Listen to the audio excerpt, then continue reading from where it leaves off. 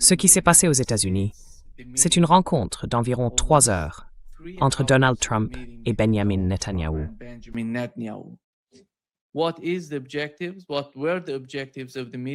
Quels sont les objectifs? Quels étaient les objectifs de la réunion? D'après ce que nous avons entendu, que ce soit des médias traditionnels ou alternatifs, Benjamin Netanyahou veut limiter le programme de missiles de l'Iran. Il ne s'agit plus seulement du programme nucléaire iranien. Il s'agit des missiles balistiques, ainsi que du soutien de l'Iran aux Houthis, au Hezbollah et au Hamas.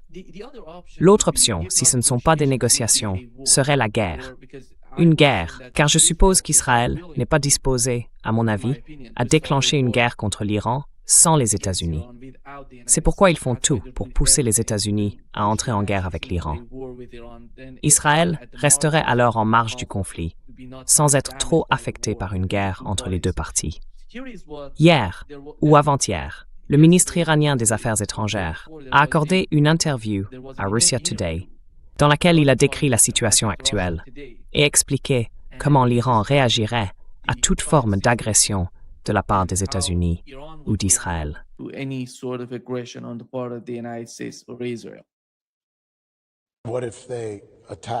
Et s'ils attaquent, et s'ils utilisent des moyens agressifs, quelle serait alors votre stratégie de riposte? Nous nous défendons. Comment? Vous savez comment. Vous attaqueriez les bases américaines dans les pays du Golfe. Nous attaquerions les biens et installations américains, tout ce qu'ils possèdent dans notre voisinage. Tu sembles un peu mal à l'aise en ça. Tu l'es? Je le suis. Non, je ne suis pas mal à l'aise. Le seul point, c'est que je ne veux pas exprimer quelque chose que je ne souhaite pas voir se produire. Bien sûr, je suis un homme de diplomatie, un homme de dialogue, un homme de négociation. Tout le monde me connaît. Je l'ai déjà fait par le passé et je peux le refaire. Je ne suis pas un homme de guerre, bien sûr. Je suis moi-même un ancien combattant. Mon pays et nos forces armées sont pleinement préparés à toute éventualité. Mais ma préférence va à la diplomatie.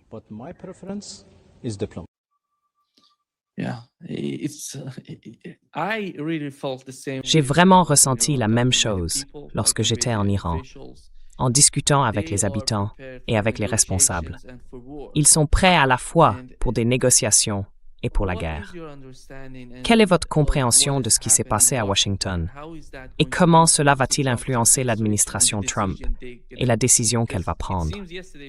Parce qu'il semble qu'hier, nous avons appris qu'ils envoient un nouveau porte-avions dans la région. Le deuxième. Que se passe-t-il selon vous?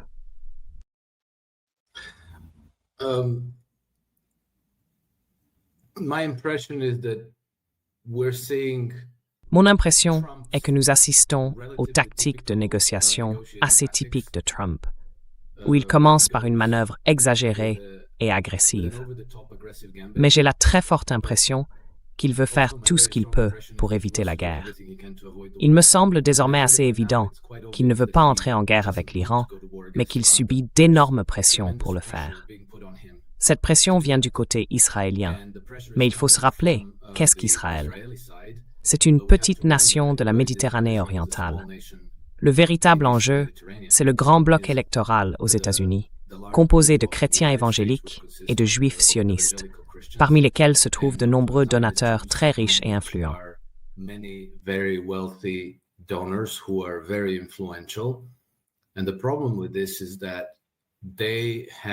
Et le problème, c'est qu'ils ont un contrôle plus complet du Congrès américain que Trump lui-même. Pour lui, éviter la guerre relève donc d'un exercice d'équilibriste. Dans la mesure où j'ai suivi les médias américains, ils sont clairement dans une logique belliciste. On voit tous ces experts en politique étrangère et en stratégie militaire marteler sans relâche le même message. Quelle excellente occasion c'est, une chance unique, peut-être même en un millénaire, de renverser le régime iranien, et que Trump doit le faire, qu'il laissera ainsi un grand héritage, qu'il apportera le changement au Moyen-Orient, et toutes ces merveilles censées se produire s'il part en guerre contre l'Iran. Bien sûr, nous pouvons désormais reconnaître cela pour ce que c'est. We can now recognize this for what it is. It's just simply more war propaganda, no different. C'est juste encore de la propagande de guerre. Rien de différent de ce qui s'est passé lorsqu'ils sont partis en guerre contre l'Afghanistan, l'Irak, la Libye, la Syrie, et ainsi de suite. Il y a toujours un groupe de personnes qui veulent la guerre. Ce sont les banquiers. C'est le complexe militaro-industriel. Et puis vous savez, dans le cas de l'Iran, il y a aussi tous ces fervents partisans d'Israël parmi les évangéliques chrétiens et les juifs sionistes. Jusqu'à présent, Trump a résisté à cela, et nous en savons un peu à ce sujet, parce que d'après Araghchi et certains membres du Parlement iranien, nous avons entendu dire que les négociations entre l'Iran et les États-Unis se poursuivent, et que la relation entre Araghchi et Witkoff est bonne, positive et coopérative. Ils ne nous disent pas forcément tout ce dont ils ont parlé. They don't necessarily tell us everything that they talked about. But what I found interesting is that Ce que j'ai trouvé intéressant, c'est qu'il y a environ une semaine, peut-être 10 jours, nous avons eu cet incident où un drone iranien se serait apparemment approché à portée de tir de l'USS Abraham Lincoln. Le drone n'a été détruit qu'après qu'un F-35 a été dépêché pour l'abattre. J'ai trouvé toute cette histoire très étrange, presque inventée. Je pense que le but était de faire comprendre au public que les forces navales américaines dans la mer d'Arabie sont très vulnérables face aux moyens militaires iraniens, qu'elles pourraient être coulées. Ce qui revient à l'administration Trump à dire « Hey, nous pouvons faire la guerre à l'Iran, mais nous pourrions perdre un porte-avions. Et cela ferait 6000 marins au fond de la mer. Alors, est-ce vraiment ce que nous voulons faire? »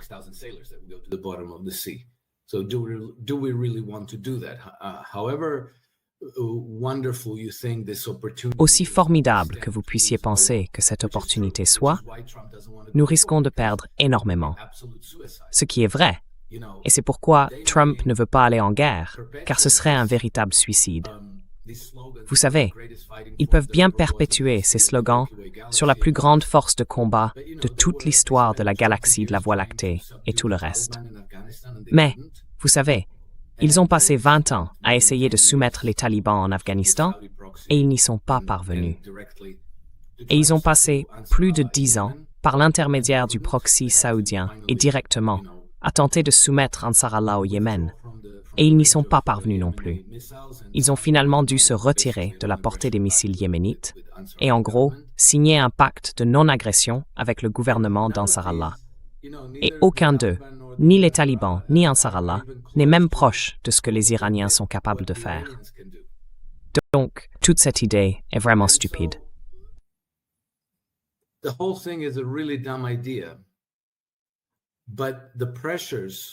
Mais les pressions qui pèsent sur Trump sont bien réelles. Et comment faire face à ces pressions? Mon impression à ce stade est que le public américain en a tout simplement assez d'Israël. Il y a encore de nombreux partisans aux États-Unis qui considèrent cette période de l'histoire comme une époque d'extase, comme des temps bibliques. Et le fait qu'Israël commette un génocide à Gaza, cela leur est indifférent. Ils pensent que tout cela fait partie de la fin des temps. C'est ainsi. Mais dans l'ensemble, je pense que l'humeur à l'encontre d'Israël est telle que si Trump se contentait de jeter Benjamin Netanyahou sous le bus, et Israël avec lui, il remporterait une victoire écrasante en 2026, lors des élections de mi-mandat de novembre de cette année.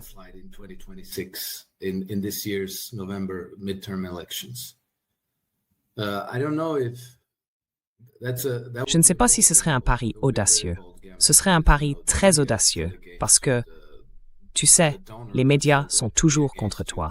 Les donateurs vont toujours être contre toi. Les géants de la tech, des gens comme Larry Ellison et tous les autres, vont être contre toi. Mais les gens ordinaires seront avec toi. Et je pense que maintenant, avec la publication des dossiers Epstein, tout cela étant très étroitement lié à Israël, à des milliardaires israéliens, je pense que les gens en ont assez. Et je pense que cette vague ne fait que grandir, parce qu'il y a encore beaucoup de gens qui ne s'informent pas sur les réseaux sociaux. Ils s'informent par les médias traditionnels.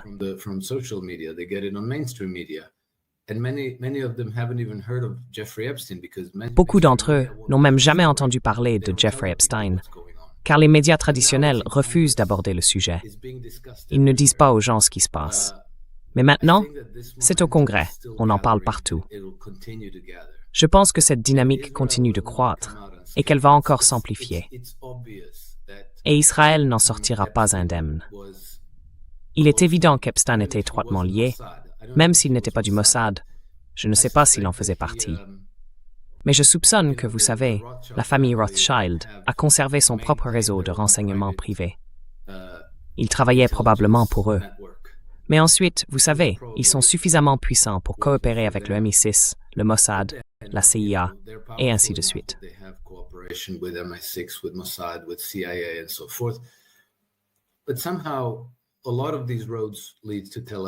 Mais d'une certaine manière, beaucoup de ces routes mènent à Tel Aviv.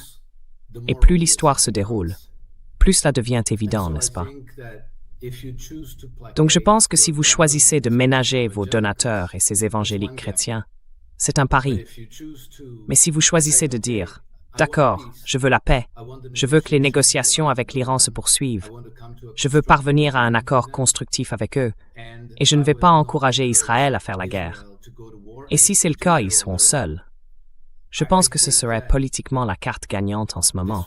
Et avec le temps, tout ne fait que s'orienter davantage dans cette direction. Et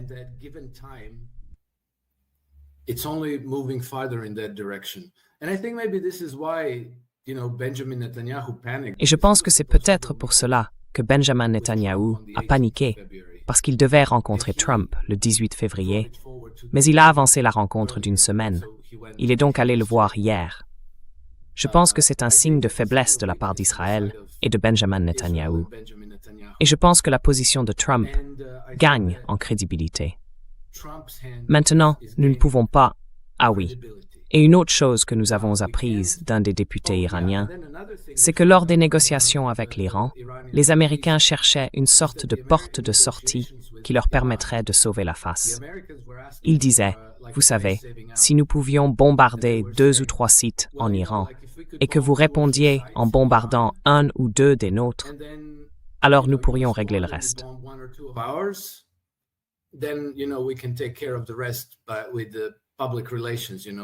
Mais avec les relations publiques, tu sais, on dira simplement quelque chose comme « Waouh, c'était l'opération la plus réussie de toute l'histoire du monde.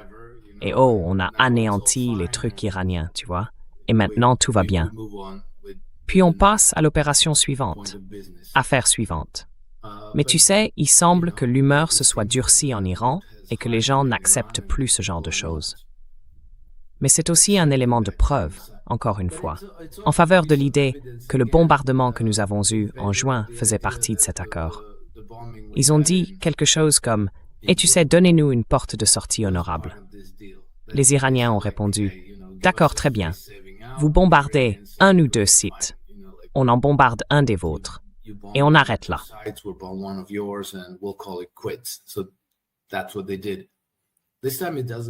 C'est donc ce qu'ils ont fait. Cette fois, il ne semble pas que les Iraniens vont l'accepter. Donc Trump doit choisir. Mais le choix devient de plus en plus net. Car même dans la région, l'opinion contre Israël se polarise. Si tu entrais en guerre contre l'Iran à ce stade, tu antagoniserais pratiquement toute la région, à part Israël et peut-être les Émirats arabes unis. Tu repousserais tout le monde encore plus loin de toi et vers le camp de l'Iran. Ce qui signifie que tu pourrais te faire complètement effacer de cette région. Tu pourrais finir par être totalement écarté et perdre toute influence là-bas. Et alors, il est très difficile de voir quel en serait l'avantage.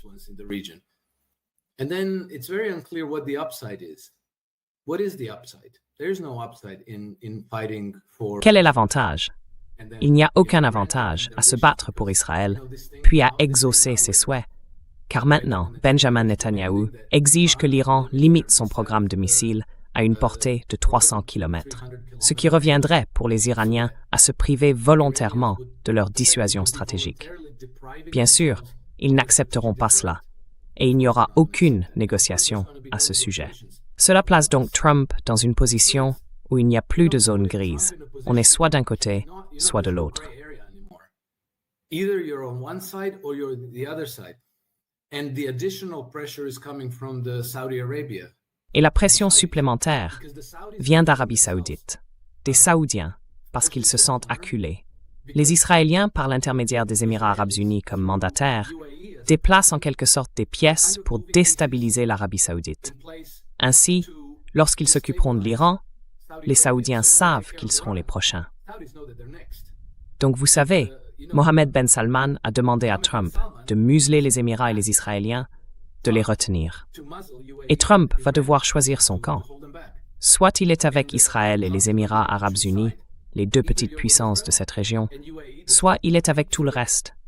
Ce qui signifie qu'il faut se réconcilier avec l'Iran, avec les Saoudiens, avec l'Irak, jouer un rôle constructif en Syrie et jouer un rôle constructif au Liban et avec la Turquie.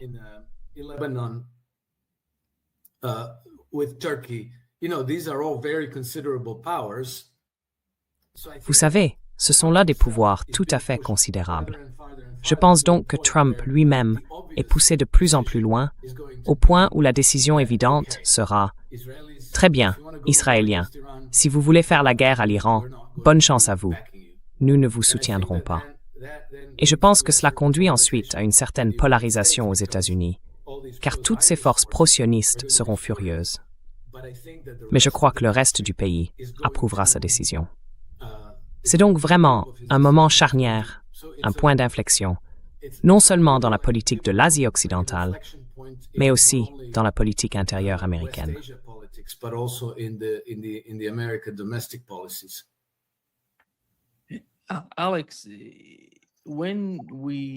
Alex, quand on regarde les médias, surtout ceux qui essayent de se placer du côté des Israéliens ou qui sont de leur côté, et les gens en Occident qui veulent soutenir Israël, on peut essentiellement percevoir une sorte de panique en Israël à cause des négociations.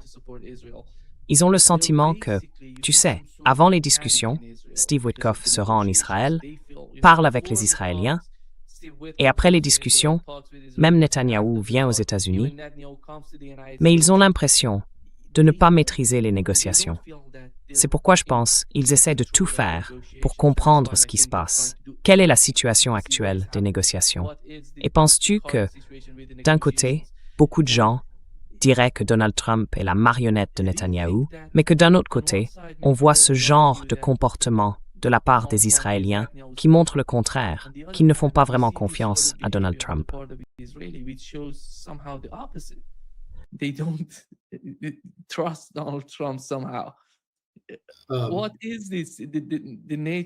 Quelle est la nature de la relation entre les deux? Eh bien, vous savez, Israël est un sujet tellement sensible dans la politique américaine qu'on ne peut pas dire ouvertement « Je ne suis pas d'accord avec les politiques de l'État d'Israël. Je ne suis pas d'accord avec Benjamin Netanyahou. Je ne soutiens pas la politique israélienne envers les Palestiniens, le Liban, la Syrie. » Vous voyez, toutes ces guerres eh bien, on ne peut tout simplement pas les critiquer. Sinon, c'est la mort politique assurée. Les médias sont de leur côté. Les riches donateurs politiques sont de leur côté. Les personnes qui contrôlent la plupart des grandes entreprises technologiques sont de leur côté. C'est donc un pari très très risqué.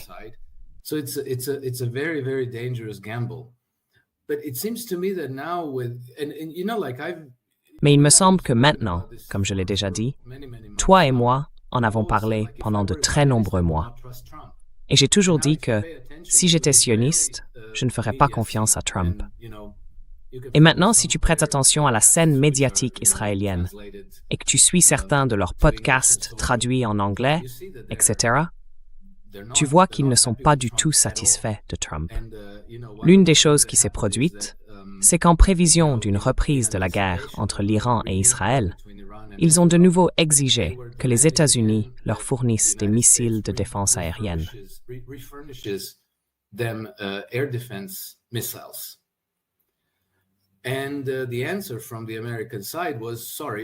Et la réponse du côté américain a été « Désolé, nous ne pouvons pas, car nous avons épuisé nos arsenaux.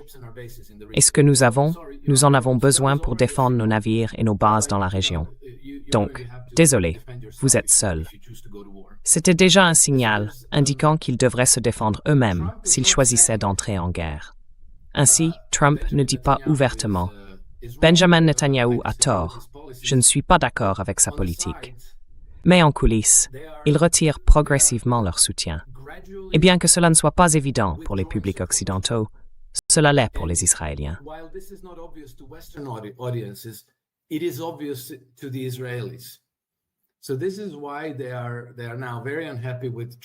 C'est pourquoi ils sont maintenant très mécontents de Trump. Ils sont extrêmement mécontents de Tom Barrack, l'envoyé américain en Syrie, et ils sont très très mécontents des négociations entre les États-Unis et les Iraniens. Malheureusement, c'est une situation qui a été en quelque sorte programmée pour la destruction depuis de nombreuses décennies, en remontant à la création d'Israël, qui a été et reste encore un projet impérial britannique. Donc, disons que désamorcer cela et amener la région vers la paix sera un processus à très long terme. Cela ne se fera pas du jour au lendemain. Mais on voit clairement l'affaiblissement de la position d'Israël.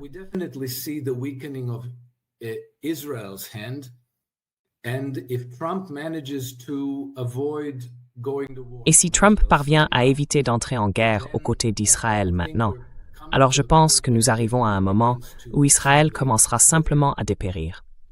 Et comme ils ont tué la solution à 2 États, ils devront adopter la solution à un seul État. Il n'y aura pas d'autre choix.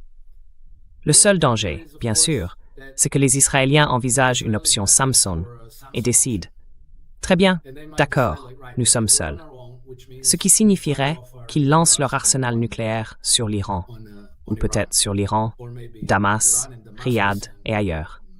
Et je pense que c'est un vrai danger, car évidemment, si ces gens sont capables de génocide, alors quelle est la limite? Quelle est la ligne qu'ils ne franchiront pas? Je ne pense pas qu'il y ait une ligne qu'ils ne franchiront pas.